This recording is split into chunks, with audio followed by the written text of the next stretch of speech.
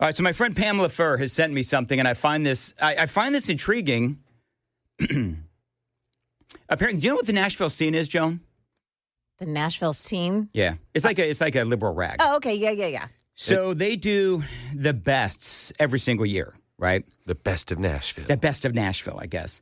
So they go through, and this is a screenshot. So I've asked Sam to check it out. Mm-hmm. Best columnist, okay, is on there. Someone named Betsy Phillips. They got best Instagram account, the photo machine, that is Justin Jones.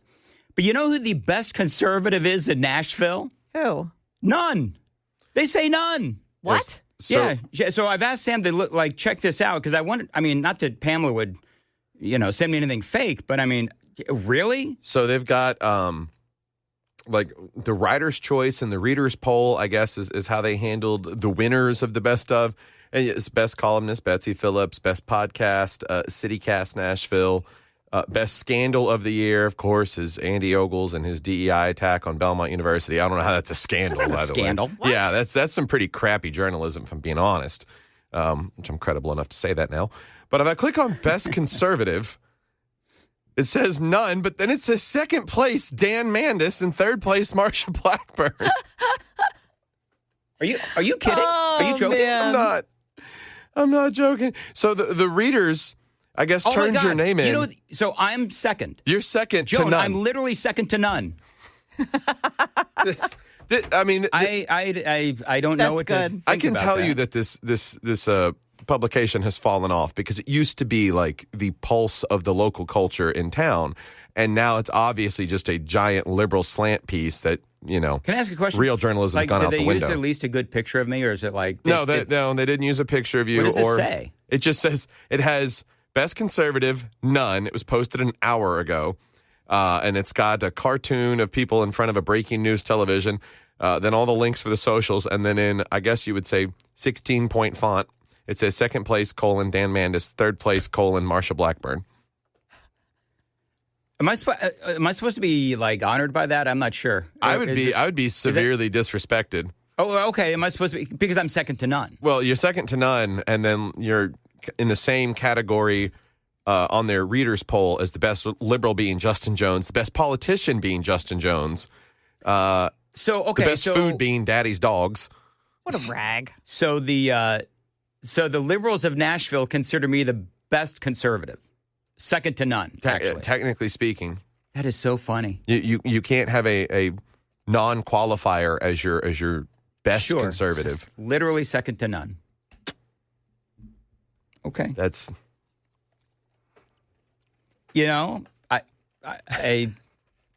Okay. I don't know if... I honestly don't know if I should be honored or slighted. Joan, should I be honored or slighted? What do you think? I like the way you phrased it, that you're second to none. Own it. Own it. Oh, we need to get the promo big voice people to say, Dan Mandis, second to none. As he voted was named by Nashville Scenes. Yeah. Second place conservative to none. Sure. Whatever. I will accept all your congratulations. Thank you. Of course, there's a big button that says support local journalism because they're asking for donations. Yeah. Well, you know what? Here on WTN, we do a version of local journalism. You know what I mean? Like we talk a lot about local issues and so forth. Absolutely. Yeah. So, hey. You've got a news department. It's exactly what do you right. mean we do a version of? A version. Sorry, Joan. I also am second to none. All those years in D.C. just totally out the window, I guess. Wall Street Journal. And don't worry about it. All right. You know what? But Joan is now officially the second woman I've pissed off today. They could have said second place, Marconi award-winning radio host. Right? Dan That's Mandis. right. They could have, but they didn't. And they didn't even put senator in front of Marsha Blackburn. Didn't they? They didn't? No respect. Or gubernatorial candidate. Done on purpose. Okay, but next time I have the senator on, I can say, well, Marsha, the Nashville scene said, whatever, moving right along. Hey, it is a I think you should shorten it. Well, Marsh. Well, oh, God. Can you imagine that? Yeah. Well, Marsh. Should never come on the show again. Hey, Marsh. Well, that's not as short for Marsha, is it? Marsh? I don't think so. I'm just maybe thinking, go for the second half. Yeah. Well, Shaw. I think, well, we should probably move on from this bit. Okay. Anyway. Oh, are we going to go back to Katie Porter? Well, now that you've brought it up, I guess. Okay, so real quick, we're talking about, and then coming up, we're going to talk about the peace deal that Trump has apparently led in the negotiation. And there is a peace deal. Not only is it on the table, but literally Hamas has come out and thanked Donald Trump for bringing us to this point. People are dancing in the streets, believe it or not, of Gaza and also in Israel. So we'll talk about that straight ahead. We were talking about Katie Porter. Now, she is running for the governorship for the fine state of California. And clearly, she is a toxic person. Clearly a toxic person, because we were playing the audio in the previous hour where somebody walked into her shot as she was doing a staffer walked into her shot, and it's all over the internet now, where she looks back and she says, "Get the F out of my shot," right? So that, of course, goes viral because Katie Porter clearly is toxic. In another interview from earlier this week, she was being asked a question, and I'll do my audio first, Joan. She was asked a question about how she was going to try to win the election, the governorship in California. How is she going to win the election without the help of Donald Trump supporters who, because 40% of the state of California won, voted for Donald Trump? And she says, well, I don't need him. This is where the investigative journalist, because this is important, the investigative journalist is trying to ask her the question about winning the vote of Trump supporters in California. That's not something every candidate in this race can say. If you're from a deep blue area, if you're from LA or you're from Oakland, you don't have an experience. But you just said you don't need those Trump voters. Well, you asked me if I needed them to win. So you don't I think feel like this is unnecessarily argumentative. What is your question? The question is the same thing I asked everybody, that this is being called the empowering voters to stop Trump's power grab. Every other candidate has answered this question. This is not Correct. And I said I support it. So, and the question is, what do you say to the 40% of voters who voted for Trump? Oh, I'm happy to say that. It's the do you need them to win part that I don't understand. I'm happy to answer the question as you have it written, and I'll answer it. And so again, clearly the questions were pre-approved. We've also asked the other candidates, do you think you need any of those 40% of California voters to win? And you're saying, no, you don't. No, I'm saying I'm going to try to win every vote I can. And what I'm saying to you is that... Well, to those voters. Okay, so you... I don't want to keep doing this. I'm going to call it. Okay. Thank you. She's trying to take off her microphone, you know. But she doesn't know how or something. Yeah. She looks You're around. not going to do the interview with us. Nope, not like this. I'm not. Not with 7 follow-ups to every single question you ask. Gosh. Every other 7. candidate has answered. I don't our care. follow-ups. Yeah, do you know why there were 7 follow-ups, Katie? Because you wouldn't answer the question. Yeah. That's why there were 7 follow-ups. Well, don't because care. she's too good to answer the question. Yes. I want to have a pleasant, positive conversation in which you ask me about every issue on this list. Do you think the journalist was wondering, as Katie Porter got really angry, if she was packing any mashed potatoes? In case you missed it, Katie Porter apparently is famous for hurling hot mashed potatoes over the head of her first husband. Well, look, the chances are low, but they're never zero. That's exactly right. And if every question you're going to make up a follow-up question, then we're never going to get there. Ms. And we're Porter, just going to circle around. I am an investigative I have never had to do reporter. this before, ever. You've never had to have a end an conversation interview. with To end a an reporter? interview. Okay, but every other candidate has done this. What part of I'm me? I'm running for governor because I'm a leader. So I am going to make... So you're not going to answer questions from reporters? Okay, why don't we go through? I will continue to ask follow-up questions because that's my job as a journalist, but I will go through and ask these, and if you don't want to answer, you don't want to answer. So nearly every legislative... I don't want to have an unhappy experience with you. Too late. Oh, my gosh. Too late. Yeah. I don't want... Is that what she says before the potatoes come out?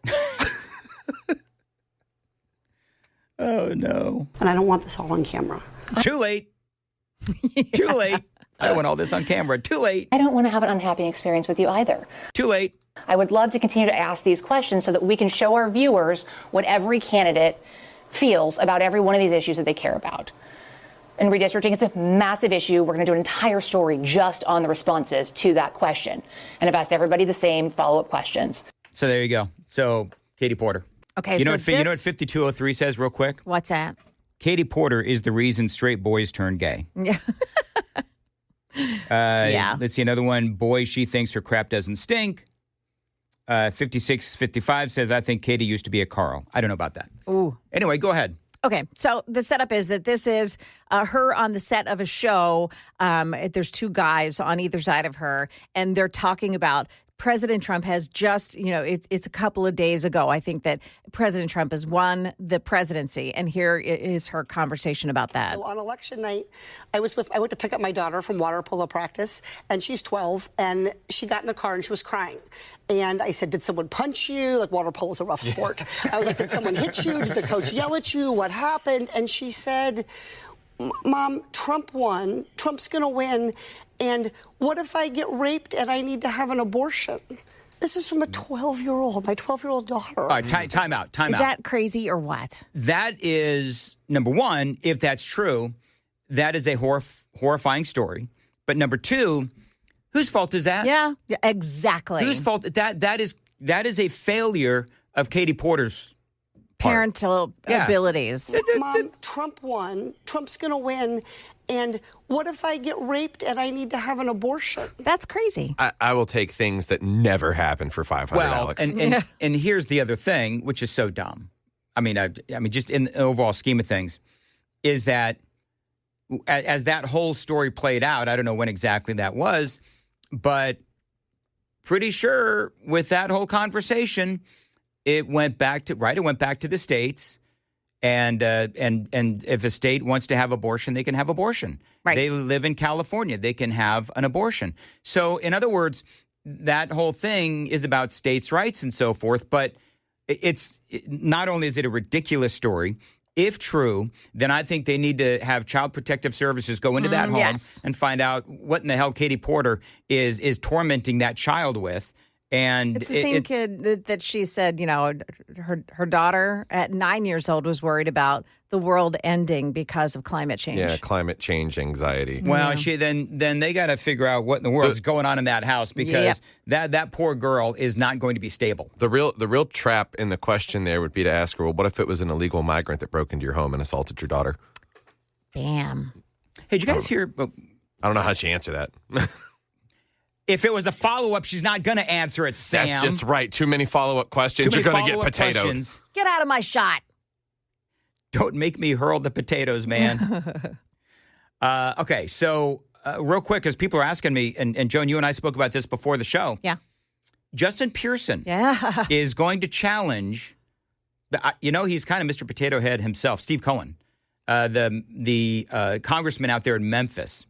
And so we'll get into that coming up as well. There's a lot of news today, as a matter of fact. Yeah, there is. So we have the peace agreement that we're going to talk about. Donald Trump had a lot of great things to say on Sean Hannity's show last night.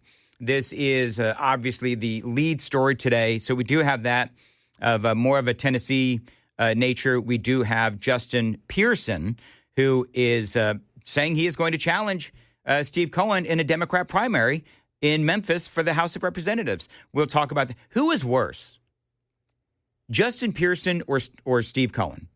I mean, I think it's Justin Pearson. 100%. But when you look at Memphis and Steve Cohen, what has he actually done for Memphis? I mean, I couldn't tell you. Now, I don't live in Memphis, thankfully, because I'd probably be dead by now. But I don't know what Steve Cohen has done for Memphis. Memphis is still a crap hole. I mean, they're trying to fix it. But Justin Pearson, okay. So what would his brand of toxic politics do for the people of Memphis? Cohen's actually done some stuff. What has he done? He secured $71.2 million grant for repairs and upgrades to Lamar Avenue, a major freight corridor, main-to-main pedestrian project. Cohen assisted in acquiring $15 million in the Tiger grant for the Big River crossing at the Heron Bridge. So he announced a $105 million investment for the Memphis-based Orion Federal Credit Union. Okay, so then here's my question. Could Justin Pearson's brand of toxic politicking be able to get that done for the people of Memphis? No. I mean, think about it. I mean, let's be honest here. Because when you're running around, this is my thing on Justin Pearson. When you're running around and you're calling everybody a racist, right? Which is, that's what he would do in Washington, D.C. if he was part of the House of Representatives, then you ain't going to get jack for the people that you represent on Capitol Hill. Oh, man. What? We've got to do it quick, man. I was just going to say, I Googled what has Justin Pearson done in Memphis, and the first thing that comes up is the fit he threw as the Tennessee 3 on the House floor. All right. Oh, yeah. And in case you haven't heard, there is a peace deal afoot. Now, I know that Joan just got done doing the news. There is, and CNN, they're all over it. Fox News, I'm sure, is all over it as well. Eric Trump, by the way, and one of the first things, Joan, that I'm going to ask Eric Trump when he joins Chris Hand and I and the crew here at 8:35 is, okay, so tell us your perspective on the peace deal between Hamas and Israel that has effectively been negotiated by Donald Trump. And this was President Trump, of course, he led the effort. This is a very big deal. By the way, did I read correctly that the people that give out the peace, what is the peace award called? The Nobel Peace Prize. The Nobel Peace Prize. They're going to announce the winner in like 2 days. Oh, well, look. I think tomorrow.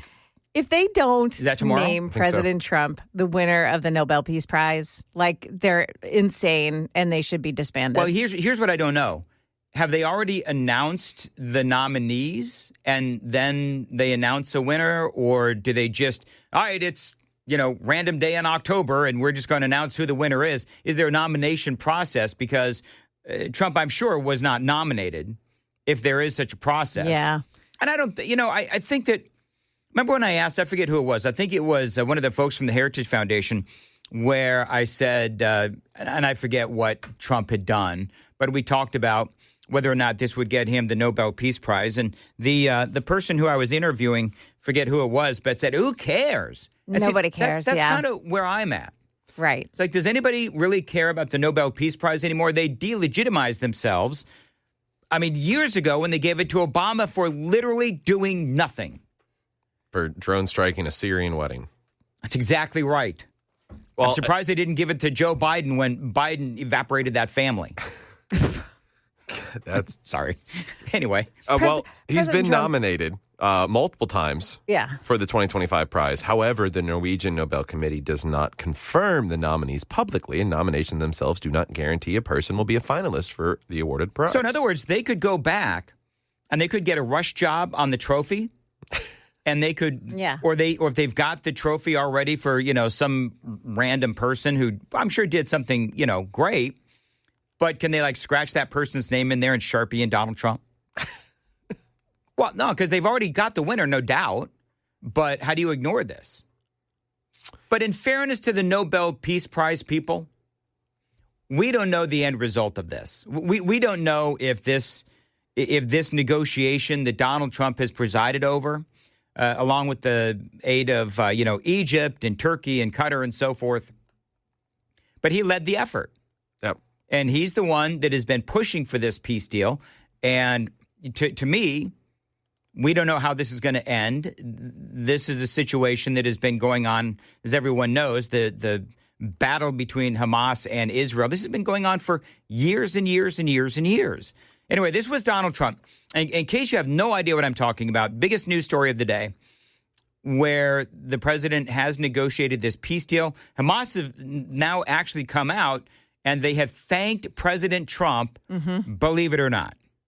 Hamas thanking President Trump, as well as mediators in Qatar, Egypt, and Turkey for the peace deal, which they say provides the withdrawal of the occupation, allows the entry of aid, and implements a prisoner exchange. Well, number one, I mean, I could sit here and call Hamas out on that BS because Israel and America and the United Nations have been allowing aid into Gaza. But Hamas, they've been stealing that aid and selling it for top dollar. That's number one. Number two, they're going to be incendiary in their responses always. But for them to thank Trump is a major deal. A senior Hamas official said the group has handed over a list of Palestinian prisoners who will be released as part of the ceasefire because they have agreed to release their hostages. So Hamas has, is it 42, help me, Joan, 42, 43 hostages, about half alive and half dead, is what Hamas still holds. And you've got all of these Palestinian or these Hamas prisoners that are also going to be released. You've got 47 hostages. Israel is going to free 250 Palestinian prisoners plus 1,700 Gazans arrested since October 7th of a couple of years ago. So, I mean, obviously, it's another one of those infuriating stories where Israel is going to get 47 hostages back, both alive and dead, and Hamas is going to get 250 rampaging jihadists that are going to be released. So that's always frustrating. But here's something nice. President Trump was put on speakerphone in front of the families of these hostages who have obviously been advocating for their release. President Trump, you have the best crowd in the world. What do you guys have to say to President Trump? Thank you. That's awesome. Just take care of yourselves. The hostages will come back. They're all coming back on Monday. Mr. President, we believe in you. We know you've done so much for us over the past, since you became a president, and even before that. And we trust you fulfill the mission until every hostage, every 48 of the hostages are home. Thank you so much. Blessed be the peacemakers. God bless you, Mr. President. God bless America. Thank you very much. There you go. So you've got a very touching scene there as you have all of these folks that have been, their family members have been held by Hamas going through horrific torture. I don't know if you've watched any of the interviews with the hostages that have been released, but the torture that they have been made to endure, especially the women, are, to be perfectly honest, I'm not comfortable talking about it in Morning Drive, but it is horrendous. And so here's the good news is that even though the negotiations clearly, as they always are, lopsided. Do you know why the negotiations, by the way, are so lopsided? Is because Hamas has no real value for human life. None. Right? No value for human life. So they just as soon kill all of these hostages, the 47, the remaining ones that are alive. They just as soon kill them. But they've kept them alive for negotiation's sake. That is the whole point. Now, once Hamas releases those hostages, they have nothing left. And part of this deal, and I'll tell you what else is in this deal coming up, but there's a lot of good points in here for Israel. There is, I hate to say it, but there's some good stuff in here for the leaders of Hamas as well. And I know that it's not something that anybody wants. If you know exactly what happened to those 1,200 Israelis on that horrific October 7th, you don't want the leaders of Hamas to be rewarded with what they're about to get. You don't want that. But unfortunately, at least for now, that is what's going to happen, is they will be rewarded for now. Super text line is alive and well, by the way, 615-737-9986. A lot of people chiming in on the things we've been talking about today. I want to play some audio from Donald Trump. He was on Sean Hannity's show last night talking about the deal's not done yet, but the just finished the negotiations, generally speaking, broadly speaking, between Hamas and Israel. This is what President Trump said. It's a great honor to be involved in it. We had some tremendous help, as you know, with everybody from Steve Witkoff and Jared Kushner and Marco, and we had everybody. JD, the whole group was just amazing, and the military was, as you know, very instrumental in getting this done. We have a great military with great leadership. The whole world came together, to be honest. So many countries that you wouldn't have even thought of it. And they came together. The world has come together around this deal. And that's something I would say that without that wouldn't happen. So many countries that you wouldn't have thought of have wired their best wishes and their commitment to do whatever is necessary. You know what's weird? I am old enough to remember, people always do that. I am old enough to remember when the left and the mainstream media was saying that Donald Trump was going to bull in a China shop us into World War III. Remember all that? Turns out to be exactly the opposite of what the mainstream media said. Yeah, and to that point, everyone wants to criticize America and call us a bunch of racist colonialists until it's time for us to step up and solve the world's problems. Exactly right. Here's more Trump. The countries surrounding have all signed. I mean, they're all signed up, and it's been really an amazing period of time, and so great for Israel, so great for Muslims, for the Arab countries. And so great for this country, for the United States of America, and that we could be involved in, making a deal like this happen. Because it was, many years they talked about peace in the Middle East. This is more than Gaza. This is peace in the Middle East, and it's an incredible thing. I like how, I don't know if you picked up on it, Joan. He's very humble, Donald Trump is, in that interview with Sean Hannity. So as far as the land goes, there's images out there of what is going to happen. But Gaza, or the Palestinians, whatever you want to say, Israel is going to be doing some gradual pullback of where they currently are in Gaza, slowly pulling back and giving some of that land back to the Palestinians. But as far as land goes, they're calling it a phased pushback or pullback out of Gaza for Israel and the IDF. The pullback will be gradual as both sides continue to meet the expectations of the agreement. There will be a full withdrawal only after Hamas disarms, and that is verified. Now, I don't know if they'll ever really do that because Hamas has come out and literally said that they will not disarm. But they never agreed to be disarmed. We'll see where that goes. But the key details are just coming out. Final negotiations are continuing. Hamas, though, must exit their governance entirely. That's the whole point. Because we keep saying Hamas has nothing left. Because once you give up the hostages, then they got nothing. So I see what's going to happen is they give back the hostages. Hamas, the leaders of Hamas, they are probably going to be allowed to live the rest of their lives somewhere exotic out of Gaza, and they'll just be able to live the rest of their lives, not be brought up on any kind of charges or anything. They probably have negotiated that into the deal. They also must have no role in the transition. Technocrats, as they say, will run things for now. I'd be willing to bet that they know exactly who these Hamas leaders are. So they can run, but they can't hide. Ronald Reagan said that once. So if you're a Hamas leader and you have been able to you think that you've been able to negotiate your way out of responsibility for what you have done to the Israeli people and to Israel and to the world, you better think again, because you may think that you're going to be allowed to get away with all this stuff.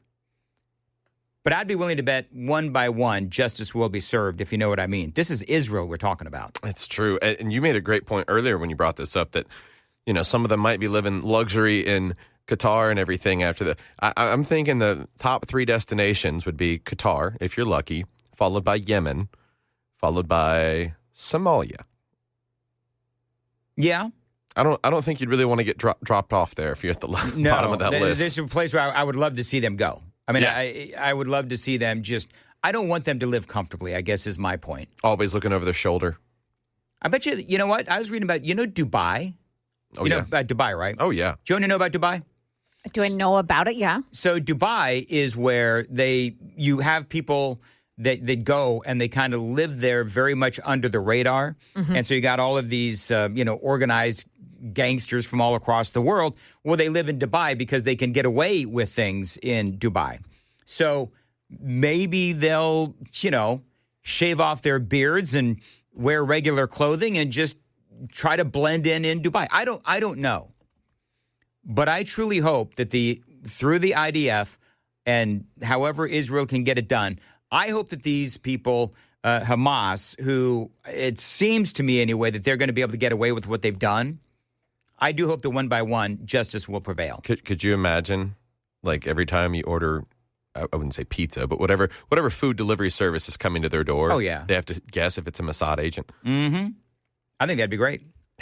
What's on that? What's on that pizza? Yeah, what I mean? What's in the box, man? Is arsenic in the secret sauce? You know what I mean? They open it. There's a pager. They know what that means. Today, the Israeli government is going to formally vote on the deal. The ceasefire will immediately go into effect. They say it'll take less than 24 hours for the Israeli troops to finish the withdrawal. Donald Trump, of course, has been pressuring both Hamas and Israel. And I think that a major selling point for Hamas was that Donald Trump basically threatened them with total obliteration if they didn't come to a deal. And so we'll have to see where this whole thing plays out. I did mention earlier in the broadcast, let's not forget that Donald Trump has been working on this since day one. He neutralized Iran. So Iran basically is no longer able to fund Hamas or Hezbollah and some of these other organizations. And Donald Trump took away a lot of their military capability as well, Iran. So he has done a lot of things to put all of this into action. And so I think it is a very proud day